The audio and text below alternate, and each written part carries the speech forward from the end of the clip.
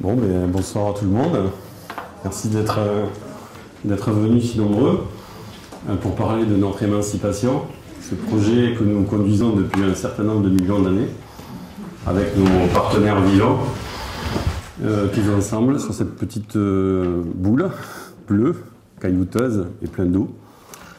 Et ce soir, on va essayer d'aborder ensemble, à la fois dans une première partie, les problématiques liées à ce qui nous empêche de continuer la poursuite de notre émancipation, et en même temps en regardant comment nous pourrions, à travers ces entre guillemets problèmes, trouver une voie, un passage, une piste pour essayer de nouveau recommencer à progresser tous ensemble vers plus d'un côté de préservation des biens communs et de l'autre côté d'extension de nos libertés individuelles, qui sont les deux faces d'une même pièce que je ne sépare jamais, parce que ces deux pièces, ces deux faces forment vraiment ce que moi j'appelle l'émancipation. Alors pour ça, je commencerai par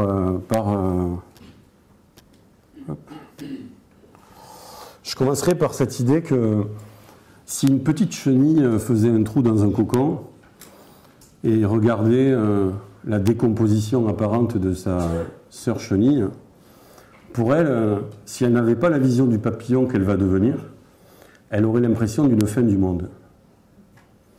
Et souvent, nous les volontaires, nous qui sommes engagés dans cette transition, dans cette rêve-olution, nous avons souvent malheureusement cette vision que tout se décompose, que tout se dégrade, que beaucoup de choses nous oppressent, que beaucoup de choses sont en train de se terminer avec un sentiment souvent d'impuissance par rapport à ces monstruosités qui apparaissent dans le soleil couchant.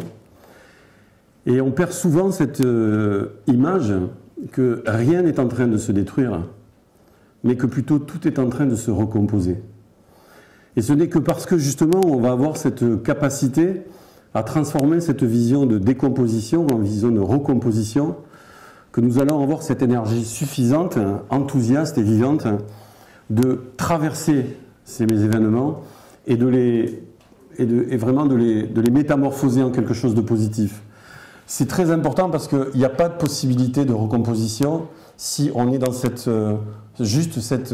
énergie de lutte, de réaction, de combat, avec cette sensation de toute puissance d'un côté et de grande faiblesse de l'autre.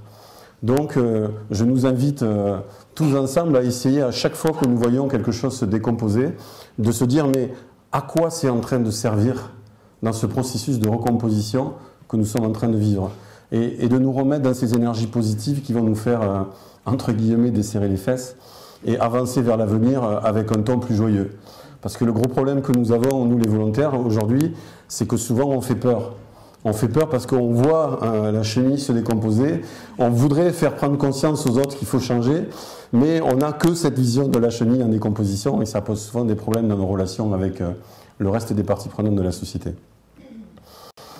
Alors pour ça, je voudrais revenir à la dernière décomposition-recomposition qui a eu lieu, en tout cas chez nous en France, c'était aux alentours de 1789. On oublie souvent que là, il y a eu aussi une décomposition-recomposition, et que ce qui est formidable à cette époque-là, ils ont un peu écrit dans le marbre de notre Constitution. Vous savez que toutes les lois françaises obéissent à la Constitution, et la Constitution obéit à tous les droits de l'homme depuis 1948 jusqu'à 1789, et en particulier au premier article des droits de l'homme de 1789 et à son préambule. Et comme on ne le lit jamais, parce que c'est de l'histoire et qu'on l'apprend souvent en classe, j'aimerais bien vous relire juste le préambule et après l'article premier pour nous resituer dans cette dernière étape dans laquelle on était il y a quelques années. Alors ça dit la chose suivante. Les représentants du peuple français, constitués en Assemblée nationale, considérant que l'ignorance, l'oubli et le mépris des droits de l'homme sont les seules causes des malheurs publics et de la corruption des gouvernements, ont résolu d'exposer dans une déclaration solennelle les droits naturels, inaliénables et sacrés de l'homme, afin que cette déclaration, constamment présente à tous les membres du corps social, leur rappelle sans cesse leurs droits et leurs devoirs, afin que les actes du pouvoir législatif et ceux du pouvoir exécutif, pouvant être à chaque instant comparés avec le but de toute institution politique, en soient plus respectés, afin que les réclamations des citoyens, fondées désormais sur des principes simples et incontestables, tournent toujours au maintien de la Constitution et du bonheur de tous. Bon. On pourrait la lire, par exemple, à chaque début de l'Assemblée nationale, par exemple.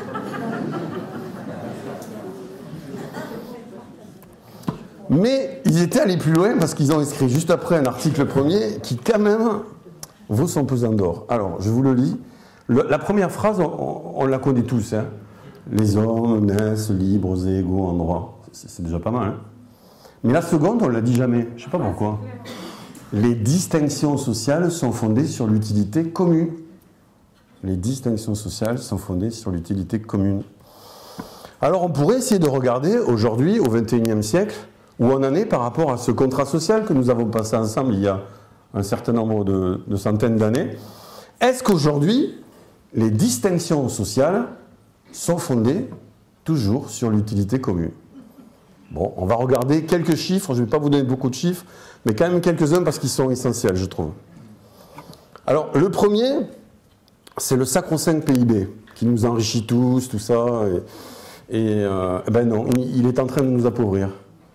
En fait, il y a un index qui s'appelle l'index de santé sociale qui fonctionne depuis 1959, qui traduit la corrélation qu'il y a entre la hausse du PIB, donc la croissance des richesses en monnaie, vendues en monnaie sur un marché, et 16 catégories d'indicateurs qui reprennent à peu près tous les éléments ou critères qu'on pourrait dire de développement humain.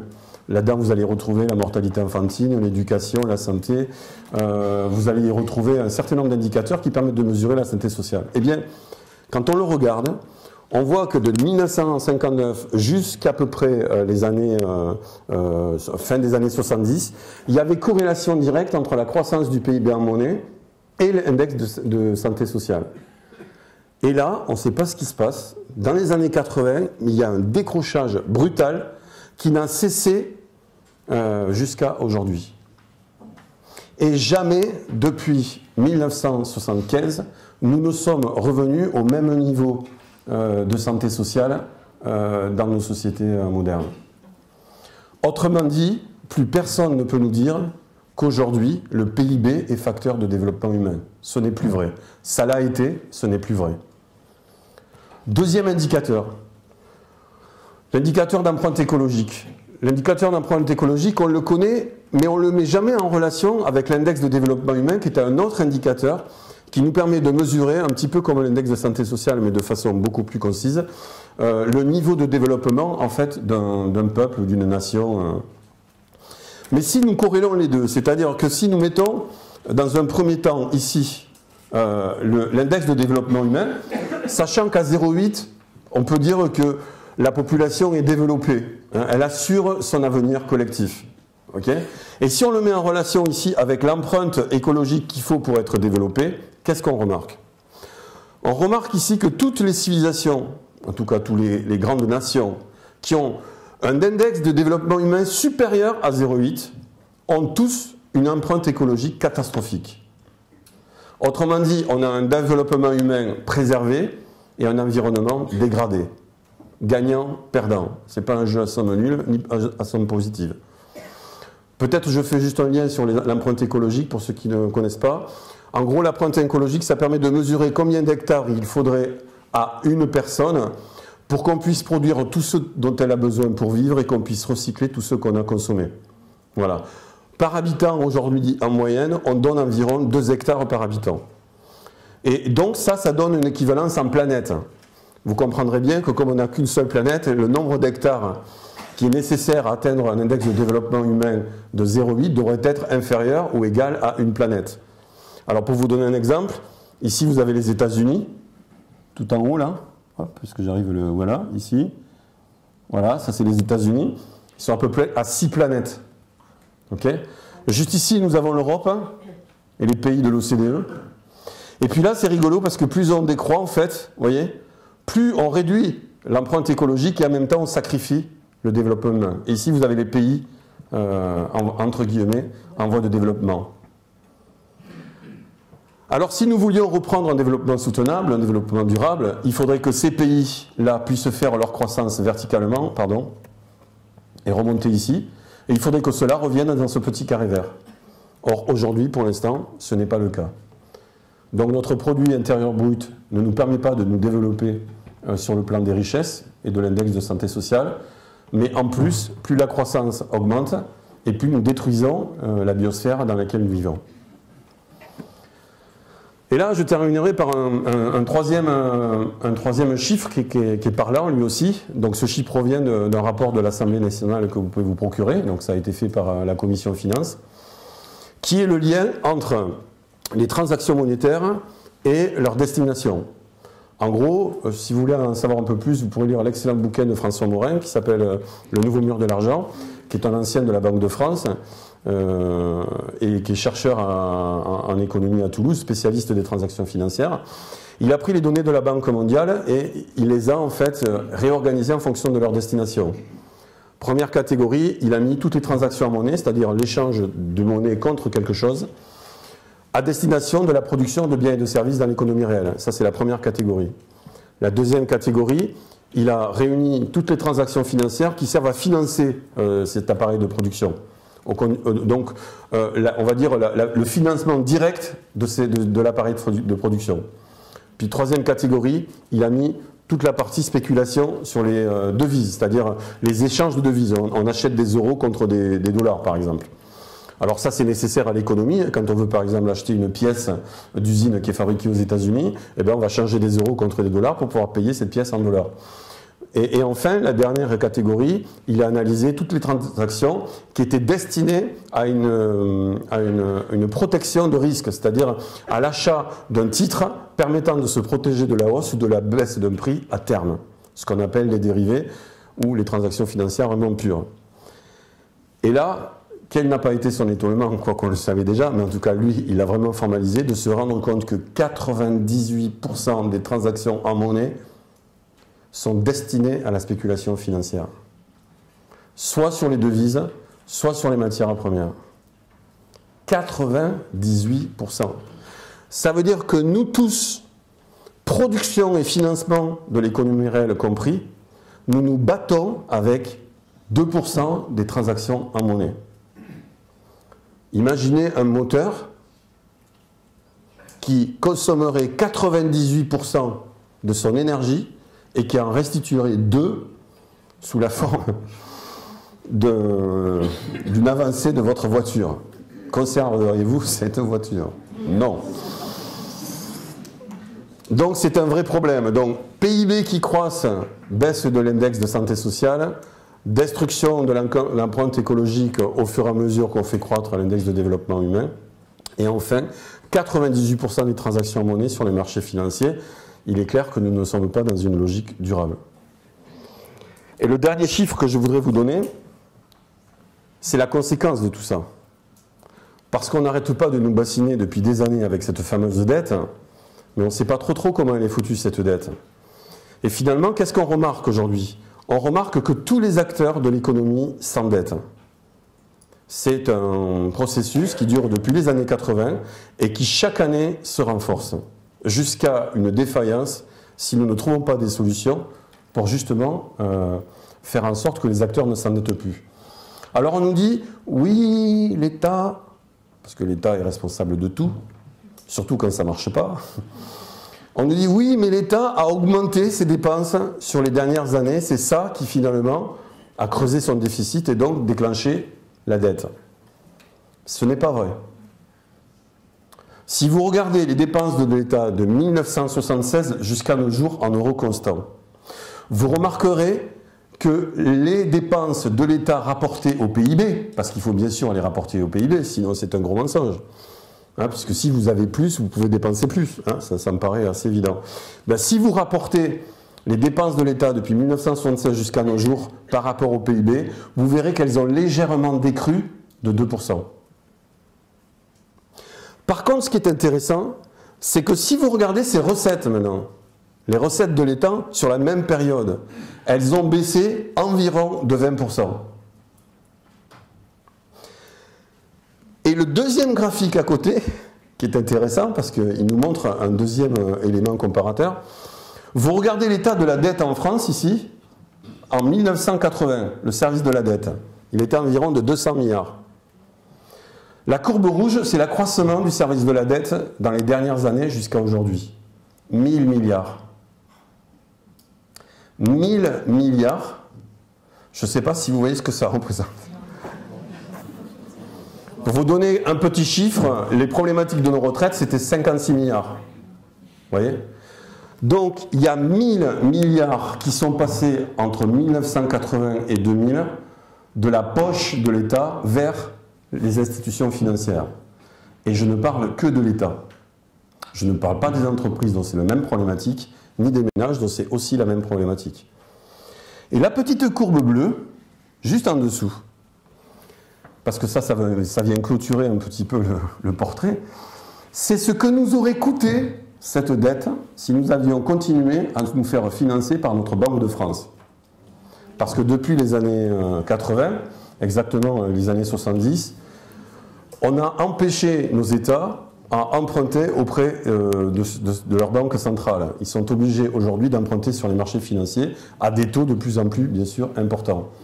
Eh bien, si nous avions continué dans cette même logique d'emprunter à notre banque centrale, eh bien, aujourd'hui, nous ne serions plus endettés. Dépenses constantes ou quasiment constantes, recettes qui décroît de 20%, augmentation de l'endettement, génération d'intérêts, service de la dette qui explose, et en même temps, impossible pour l'État de s'assurer un financement garanti par sa banque. On voit là qu'il y a vraiment des problèmes qui sont structurels et qui aujourd'hui causent cette décomposition accélérée de notre société. Alors, comment on fait ?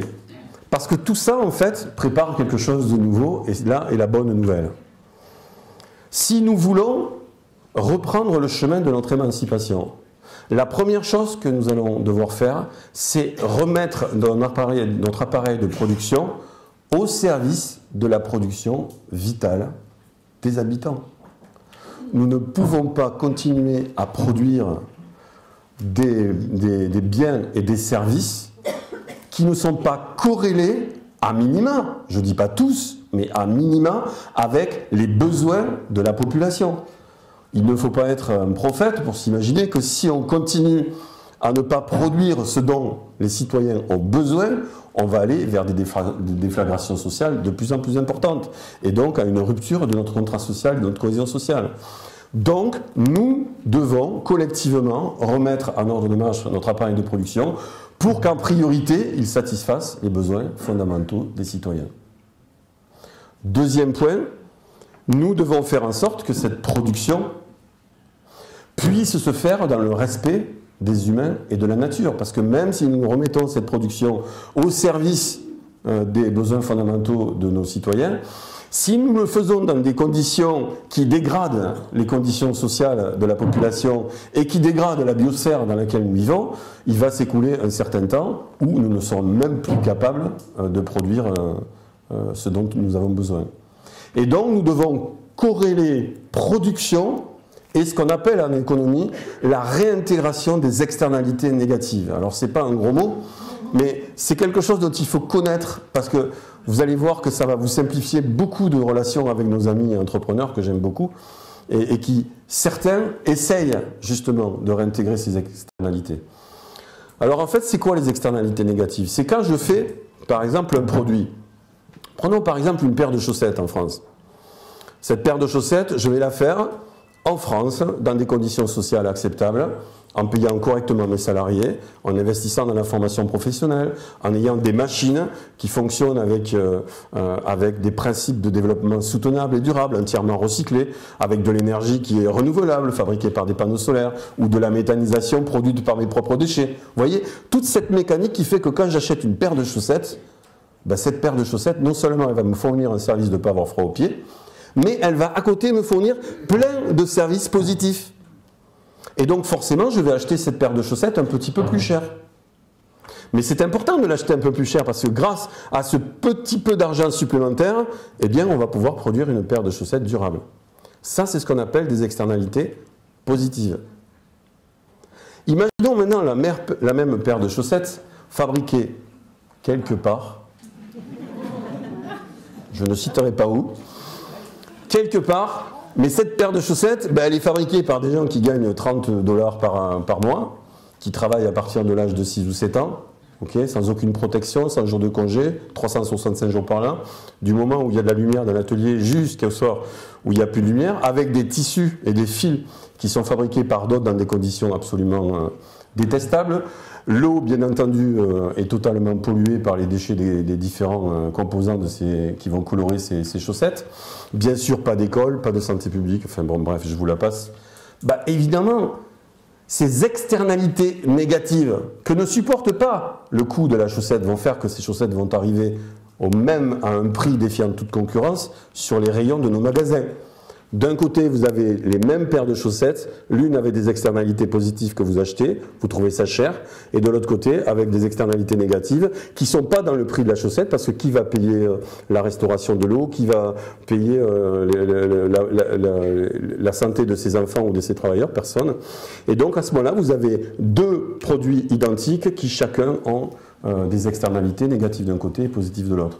Donc, c'est extrêmement important que même si nous remettons la production au service des citoyens en produisant ce dont ils ont besoin, nous sommes dans l'obligation progressive de réintégrer d'un côté l'externalité positive de ces premières chaussettes et de l'autre l'externalité négative de ces deuxièmes. Et sans cette réunion entre production soutenable et comptabilité de ces externalités positives et négatives, nous ne pourrons jamais remettre notre appareil de production durablement au service de nos besoins. Pour ça, il faut franchir un deuxième pas. Il faut que nos moyens d'échange deviennent équitables. C'est quoi les moyens d'échange? Ben, les moyens d'échange sont composés de deux grandes parties. Les canaux qui permettent d'acheminer la production du producteur vers le consommateur, ce qu'on appelle les réseaux de distribution. Et il nous faut ensuite de la monnaie, c'est-à-dire des moyens d'échange monétaire pour justement acheter les produits dont nous avons besoin. Alors évidemment, si vous avez un canal de distribution qui fait 25 000 km, c'est à peu près le nombre de kilomètres que fait un pot de yaourt pour arriver sur votre table. Vous savez, le truc à la petite fleur, c'est vachement joli. Bon, si vous faites 25 000 km pour amener un pot de yaourt sur votre table, et c'est sûr qu'il va y avoir un problème à terme, c'est pas possible autrement. D'autant plus que vous avez un super fermier juste à côté, que vous ne connaissez pas, qui fait de super yaourts à juste 1 km de votre maison. Mais vous ne le savez pas parce que vous n'êtes pas connecté à lui par un réseau de distribution. Et vous savez pourquoi? 80% du réseau de distribution appartient à des multinationales et se font dans les grandes surfaces. Évidemment, c'est super facile, vous arrivez avec votre voiture, vous vous garez, vous sortez votre caddie et vous ressortez, là, et puis vous rentrez à la maison. Vous ne vous préoccupez pas des externalités négatives, hein, parce qu'il y en a un paquet là. Voilà. Donc, il nous faut raccourcir les réseaux de distribution jusqu'à arriver à plaquer la production sur la consommation, de telle façon à ce que nous maîtrisions totalement les externalités positives et négatives de ces canaux de distribution. Mais ce ne sera pas suffisant. Il faut aussi que les moyens d'échange qui circulent entre les producteurs et les consommateurs deviennent équitables. Et là, nous rentrons dans ce qu'on appelle les monnaies citoyennes. C'est quoi cette bête? Ben, les monnaies citoyennes, c'est un petit peu comme un label que vous mettriez sur votre pièce et votre billet. Et sur ce label, il y aurait écrit « Ce billet provient d'acteurs respectueux des humains et de la nature et ne pourra aller que vers des acteurs respectueux des humains et de la nature. » Une sorte de label. Vous voyez ? Et ce qui est bien dans ce label, c'est qu'en faisant ceci, vous savez quand vous le prenez d'où vient cet argent et vous savez quand vous le donnez où c'est qu'il va. Mes amis décroissants souvent me disent quand on a des interventions « Oui, mais je ne vais pas me faire chier à utiliser des monnaies citoyennes parce que moi j'achète tous mes produits juste à côté de chez moi. Chez Pierre qui fait le fromage, chez Jacques qui fait le poulet. Voyez, et finalement, moi j'alimente l'économie locale. » C'est pas vrai. D'où vient la monnaie qu'il a tirée de son portefeuille? Il ne sait pas. Ça a pu faire travailler juste quelques mois plus tôt, la plus grosse des multinationales qui déteste. Il ne peut pas savoir d'où vient sa monnaie. Et qu'est-ce qu'il va faire le petit Paul ou le petit Jacques quand il aura trop de monnaie dans son tiroir caisse? Ben, il va aller la déposer sur son compte en banque parce qu'il faudra qu'il la dépose. Et là, il n'aura plus aucune façon de savoir où va cette monnaie. À chaque fois que quelqu'un dépose 1 euro sur un compte commercial d'une banque classique, cet euro va être démultiplié par 12 pour faire du crédit. Et 98% de ce crédit va partir sur les marchés financiers. Alors moi, décroissant qui paye directement le petit Jacques, je concours à générer du crédit pour ces marchés financiers que de notre part je combats. La seule façon, parce qu'il faut continuer à faire ça, la seule façon de faire ça correctement, c'est d'apposer un label sur mon billet de banque. Faire en sorte que ce label empêche celui qui le reçoit de le déposer sur un compte en banque classique, ou s'il le fait, il aura une taxe qui fera en sorte qu'il aura du mal à le faire, ou en tout cas à le faire beaucoup. Et de l'autre côté, quand je recevrai moi-même un coupon billet, je dirai « Oh, celui-là je ne le veux pas parce qu'en fait il ne vient pas d'une entreprise respectueuse des humains et de la nature ». C'est ce que permettent les monnaies citoyennes locales, mais pas que. En fait, ce qu'il faut retenir, c'est 5 points fondamentaux. Premier point, quand vous utilisez une monnaie citoyenne locale, vous allez prendre des euros à une banque commerciale et les déposer sur un compte épargnétique. Qu'est-ce qui se passe en faisant ça? C'est un geste vraiment révolutionnaire. Vous divisez par 12 la capacité de crédit des banques non éthiques et vous multipliez par 12 la capacité de crédit des banques éthiques. Effet levier 24. Je ne connais pas beaucoup d'actions citoyennes aujourd'hui qui nous permettent de multiplier par 24 l'orientation vers la société qu'on désire de tout notre cœur. Deuxième point, vous reprenez l'épargne, cette épargne nécessaire à l'investissement et au développement des entreprises respectueuses des humains et de la nature, et cette épargne, vous la relocalisez dans une banque éthique qui va pouvoir la prêter à des acteurs locaux et éthiques. Donc 2 effets déjà. Troisième effet, vous allez accroître la circulation de la monnaie à l'intérieur de votre réseau. Accroître la circulation de la monnaie, ça paraît comme ça tout bête, mais en fait, si vous avez peu de monnaie, mais qu'elle circule le plus vite, qu'est-ce qui se passe? Eh bien, en fait, vous substituez la vitesse de rotation de la monnaie, vous substituez la rareté par la vitesse de rotation. C'est-à-dire que plus la monnaie va tourner vite dans votre réseau, et plus elle va créer de la richesse, et moins vous aurez besoin de monnaie pour la faire retourner. Et donc ça c'est important parce qu'aujourd'hui on a très peu de monnaie dans l'économie réelle. Et donc si nos monnaies tournent plus vite dans le réseau, eh bien on aura la capacité de créer beaucoup plus de richesses respectueuses des humains et de la nature. Et ça c'est fait parce que sur les monnaies citoyennes il y a une petite fonte. C'est-à-dire que tous les 3 mois, si vous n'avez pas utilisé votre coupon billet, hop, on vous fait une petite taxe.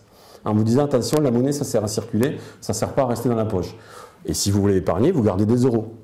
Et donc ça va activer, en fait, activer la circulation de la monnaie, activer la circulation des richesses entre acteurs respectueux des humains et de la nature, et donc vous allez redévelopper une économie locale éthique.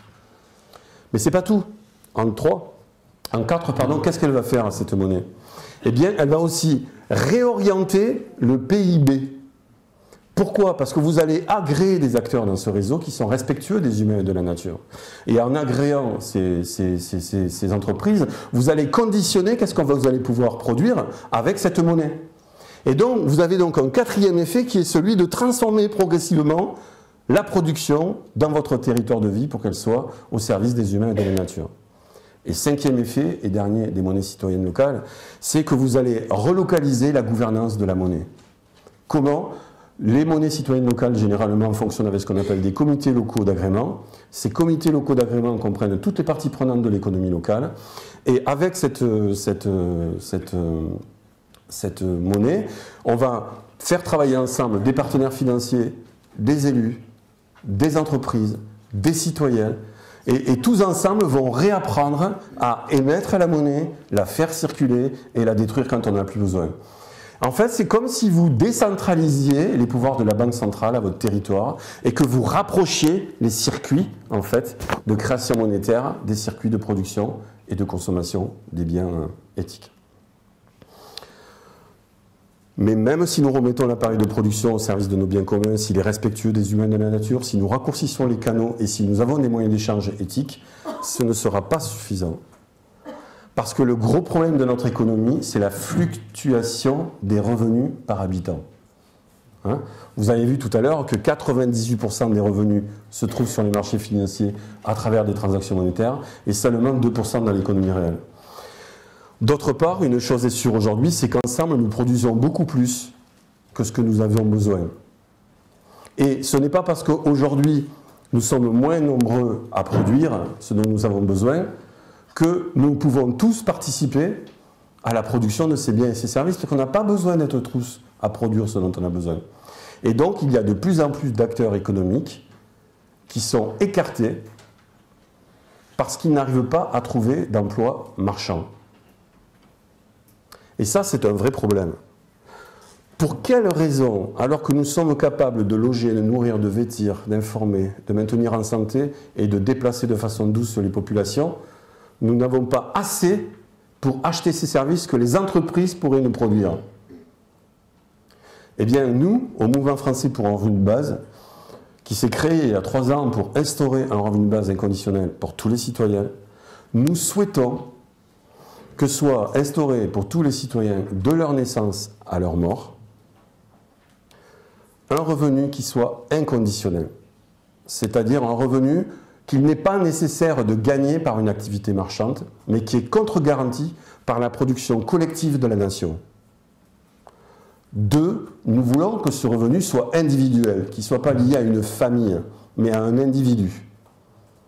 Parce que tous les individus ont le droit à un revenu d'existence à partir du moment où ils commencent à respirer. 3, nous voulons que ce revenu soit versé de la naissance à la mort.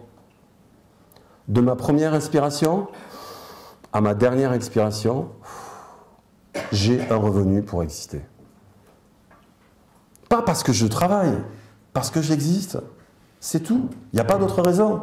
Tu avais qu'à pas me faire venir si tu veux pas de moi. Moi, j'ai rien demandé. Hein. Vous imaginez, vous invitez un mec à la maison, le mec, il arrive et... Oh, tout est crade. Puis vous lui dites, bon, ben, on va manger maintenant, mais avant, tu me fais les carreaux, s'il te plaît. Et puis quand tu auras fini, tu vides voir les poubelles.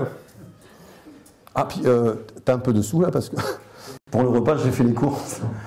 Non, ça s'appelle pas un ami, ça s'appelle, je sais pas, enfin, en tout cas, c'est pas un ami. Eh ben, c'est un peu comme ça qu'on traite nos enfants aujourd'hui, hein, collectivement. Donc, inconditionnel, individuel, de la naissance à la mort, inaliénable. Personne ne doit pouvoir vous prendre ce revenu. Même si vous êtes couvert de dettes, vous êtes en prison, vous aurez toujours ce revenu qui vous permettra d'exister. Et le dernier point, cumulable. Cumulable avec n'importe quelle autre activité. Ce qui vous permettrait de choisir une activité indépendamment de savoir si elle va vous rapporter de la monnaie, mais simplement parce que vous avez envie et que vous désirez la faire. Alors vous allez me dire, mais ça va coûter très très cher. Je vous rappelle que le sauvetage des banques américaines, c'est 270 milliards en une semaine. Hein. Je referme la parenthèse.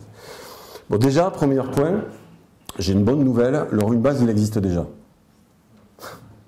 Mais il est distribué de façon conditionnelle. Il y a 152 mesures différentes en France pour toucher une allocation.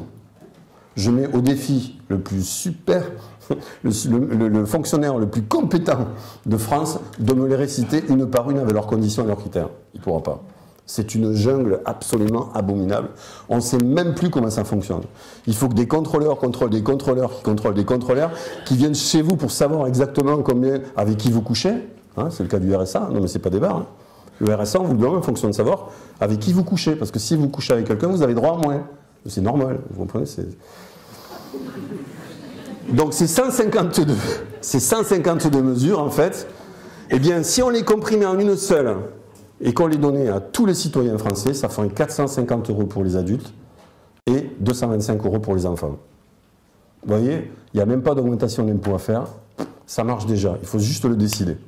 Est-ce qu'on est prêt à décider qu'en France, aujourd'hui au XXIe siècle, et j'espère un jour dans le monde, on dira, tu viens de naître, jusqu'à ta mort, tu as un revenu. Parce que nous, on ne veut pas que tu sois en situation de misère dans un pays d'abondance. Mais 450 €, ce n'est pas suffisant. 450 €, ça commence à parler, mais pour que vraiment ça fonctionne, il faudrait le monter à 830 €. 830 € minimum, c'est-à-dire 1 € de plus que le seuil de pauvreté. Comment on fait pour passer de 450 € à 830 €? Et vous allez voir que tout se tient. Eh bien, on va utiliser la création monétaire. Parce qu'aujourd'hui, si vous prenez la création monétaire créée chaque année en Europe, que vous la divisez par le nombre de citoyens européens, vous arrivez à 430 € par citoyen. Sauf que cette masse de monnaie, elle est concentrée sur quelques acteurs financiers qui, eux, vont s'en servir pour alimenter les marchés financiers. Eh bien, nous, on dit que le rôle du banquier, que j'aime beaucoup, qui fait beaucoup de travail, hein, Attention, vous ne m'entendrez jamais dire qu'on n'a pas besoin de banquiers, nous avons besoin de banquiers, mais qui gèrent notre épargne, pas la création monétaire.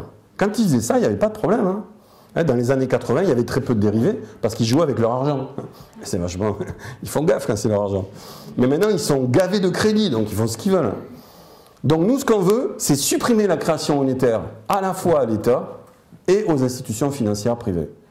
Et la seule façon de créer de la monnaie, ce sera par un revenu de base inconditionnel. C'est-à-dire que chaque citoyen, tous les mois, se verra doté de la part de création monétaire qui est nécessaire à l'économie, directement sur son compte en banque. Et là, ça nous ferait un revenu de 830 € par mois. Alors, c'est pas non plus, on ne fait pas le tour de la planète avec, mais je peux vous dire que 830 €, c'est le revenu de base que j'ai aujourd'hui, suite aux décisions que j'ai prises, eh bien, on peut quand même vivre. On peut quand même vivre. Oh, on ne peut pas faire la fête, mais on peut quand même vivre. Mais regardez tout ce que ça changerait, 830 €, si en plus on les versait en monnaie citoyenne locale.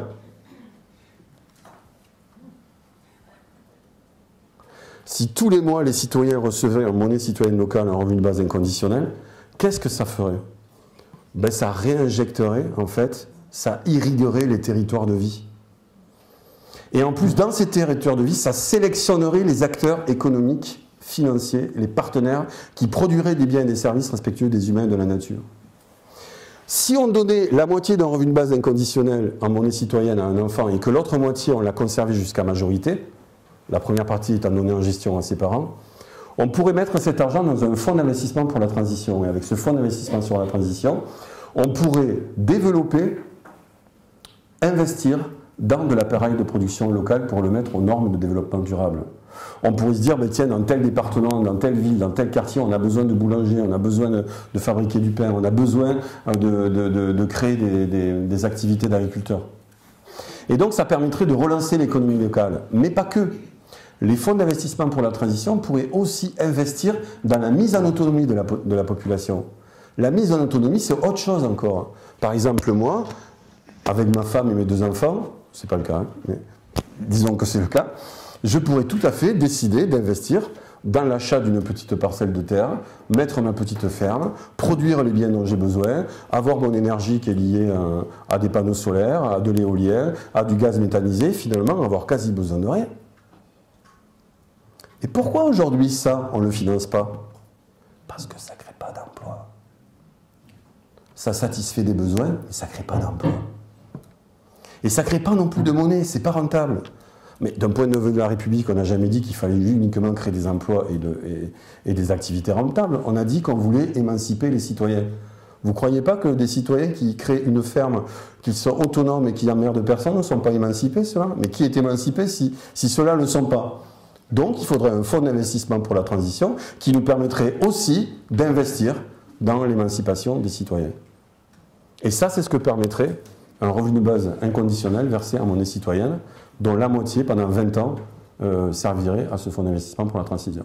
Et quand le citoyen serait majeur, il retrouverait son revenu de base inconditionnel à 100%, plus un petit capital qui aurait travaillé pendant 20 ans dans l'économie locale à améliorer la performance des entreprises dans son territoire, et il aurait effectivement cette possibilité de commencer sa vie.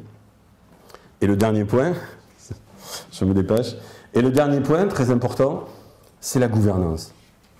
Parce que on pourra mettre la production au service du bien commun, on pourra faire en sorte que cette production soit durable, on pourra raccourcir les canaux, mettre en place des moyens d'échange équitables, on pourra mettre un revenu qui satisfait les besoins fondamentaux de tous les citoyens, leur permettant de choisir leurs activités. Si nous ne nous attaquons pas à la gouvernance et si nous ne la partageons pas entre tous, alors nous allons aller au mur. C'est le problème que nous avons aujourd'hui. Le problème que nous avons aujourd'hui, c'est que le bien commun depuis 300 ans a changé. Il faut que nous le redéfinissions, ce bien commun entre nous. Il intègre aujourd'hui les externalités positives et négatives dont on a parlé. Mais pour redéfinir ce bien commun, il faut recréer la volonté générale. Parce que qui dit bien commun, dit forcément volonté générale. Ce n'est pas à 25% de la population dans une Assemblée nationale qu'on décide de ce qu'est le bien commun. On le décide à tous ou à personne. On ne peut pas dire que c'est commun entre nous, et puis dire non, elle ne vote pas, là. Elle ne peut pas voter, elle. Elle n'est pas représentante. Vous comprenez? Nous avons tous le droit, c'est écrit dans les droits de l'homme de 1789, de participer à l'édification de la loi. Et donc, nous devons demander aujourd'hui de participer à l'édification de la loi pour redéfinir ce qui est le bien commun au XXIe siècle. Et à partir du moment où nous aurons le bien commun défini, nous pourrons dire quelle est l'utilité commune, puisque ce seront les activités au service de ce bien commun. Et à partir du moment où nous aurons retrouvé ce qu'est l'utilité commune à ce bien commun, nous pourrons redéployer les distinctions sociales en disant ben ça c'est mieux que ça, et donc on pourra de nouveau faire des priorités. Et à partir de ce moment-là, oui, nous serons capables de reprendre notre vie en main. Voilà.